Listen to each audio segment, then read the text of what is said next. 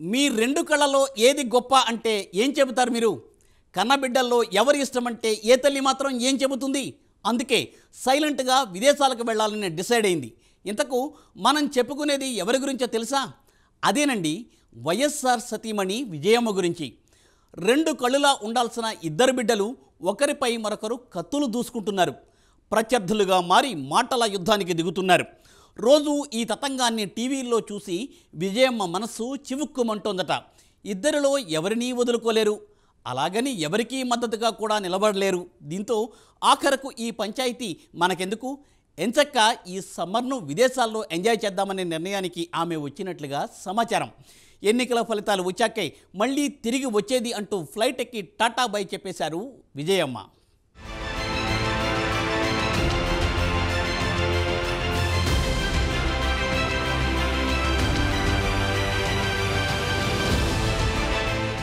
YS Vijayamma సంక్లిష్ట పరిస్థితులను ఎదుర్కొంటున్నారు. పిల్లలిద్దరూ ప్రత్యర్థులుగా మారడంతో ఎవరి వైపు ఉండాలో తెలియక సతమతమవుతున్నారు. వైఎస్ రాజశేఖర రెడ్డి బతికున్నంత వరకు ఆమె ఒక సామాన్య గృహిణి. ఏనాడైతే ఆయన అకాల మరణం చెందారో కుమారుడి రాజకీయ భవితవ్యం కోసం బయటకు రావాల్సి వచ్చింది. ప్రజాక్షేత్రంలో అడుగు పెట్టాల్సి వచ్చింది. ఈ క్రమంలో ఆమెకు ఓటములు తప్పలేదు, నిట్టూర్పులు తప్పలేదు. అయితే కుమారుడు చేతికి అధికారం రావడంతో సంతృప్తి చెందిన ఆమెకు కుమార్తె షర్మిల రూపంలో కొత్త చిక్కులు ఎదురయ్యాయి. అన్నకు అండగా నిలిచిన ఆమెకు సరైన గుర్తింపు అనుకున్న ఫలితం రాకపోవడంతో రాజకీయంగా విభేదించడం ప్రారంభించారు.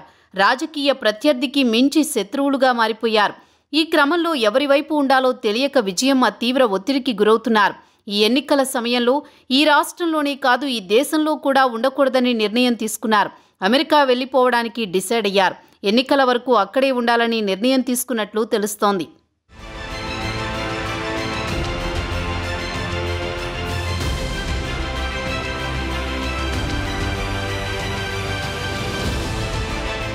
కడప జిల్లా అంటే ముందుగా గుర్తొచ్చేది వైఎస్ కుటుంబం. 4.5 దశాబ్దాలుగా ఆ కుటుంబాన్ని గుండెల్లో పెట్టుకుంది ఆ జిల్లా. కానీ వైఎస్ కుటుంబంలోనే హత్యా రాజకీయాలు బయటపడ్డాయి. వివేకానందరెడ్డిని సొంత కుటుంబమే హత్య చేసిందన్న ఆరోపణలు వెల్లువెత్తాయి. అత్యున్నత దర్యాప్తు సంస్థ సిబిఐ కూడా దీనినే ధృవీకరించింది. అప్పట్నుంచి ప్రారంభమైన చీలిక నేడు షర్మిల పీసీసీ పగ్గాలు తీసుకున్నట్టుగా తీవ్ర రూపం దాల్చింది. కడప నడిబొడ్డుపై నువ్వా నేనా అన్నట్టు అన్నా చెల్లెళ్లు పోరాడుతున్నారు. తెలంగాణలో షర్మిల పార్టీ పెట్టడంతో తన అవసరం ఉంటుందని చెప్పి మరీ విజయమ్మ వైసీపీ గౌరవ అధ్యక్షురాలి పదవికి రాజీనామా చేశారు. గౌరవంగా పదవి నుంచి తప్పుకున్నారు. ఇప్పుడు అదే షర్మిల ఏపీ రాజకీయాలకు రావడం, కుమారుడికి ప్రత్యర్థిగా నిలవడం విజయమ్మను డిఫెన్స్లో పడేసింది. ఏం చెయ్యాలో తెలియడం లేదు, ఎవరికి మద్దతు ఇవ్వాలో అంతు పట్టడం లేదు. దీనికి తోడు వైఎస్ వివేకానందరెడ్డి హత్యతో ఆమె మనసు కకావికలమైంది. ఎటు చూసినా కుటుంబ పరువు పోతుందని ఆమె బాధపడుతున్నారు. అందుకే ఈ ఎన్నికలకు ఇక్కడ ఉండకూడదని నిర్ణయం తీసుకున్నారు.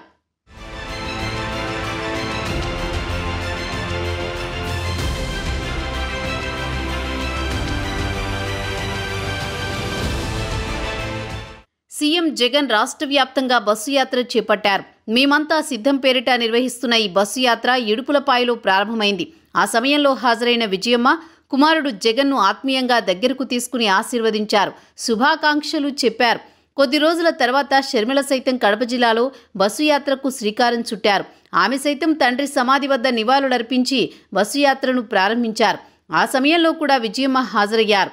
కుమారుడు జగన్ మాదిరిగానే కుమార్తె షర్మిలను దీవించారు. దీంతో ఇదేంటి కుటుంబ రాజకీయం అంటూ విమర్శలు వ్యక్తమయ్యాయి. ఒకానొక దశలో విజయమ్మ సైతం టార్గెట్ అయ్యారు. ఆమె డైరెక్షన్లోనే పిల్లలిద్దరూ రాజకీయాలు ప్రారంభించారన్న విమర్శలు వచ్చాయి. మరోవైపు విజయమ్మ వైసీపీకి మద్దతుగా ప్రచారం చేస్తారని టాక్ నడిచింది. అటు షర్మిల సైతం ఒత్తిడి చేస్తున్నట్టు ప్రచారం జరిగింది. దీంతో విజయమ్మ మనస్తాపానికి గురైనట్టు సమాచారం. పిల్లలిద్దరి మధ్య నలిగిపోవడం కంటే ఎన్నికలయ్యే వరకు విదేశాలకు వెళ్లిపోవడమే మేలని స్ట్రాంగ్ నిర్ణయానికి వచ్చినట్టు సమాచారం. అందుకే ఆమె అమెరికా వెళ్లనున్నట్లు తెలుస్తోంది. మొత్తానికి అయితే భర్త ఉన్నంత వరకు సామాన్య గృహిణిగా గడిపిన విజయమ్మ ఇప్పుడు పిల్లల పుణ్యమాని ఇబ్బంది పడుతుండడాన్ని వైఎస్ అభిమానులు జీర్ణించుకోలేకపోతున్నారట.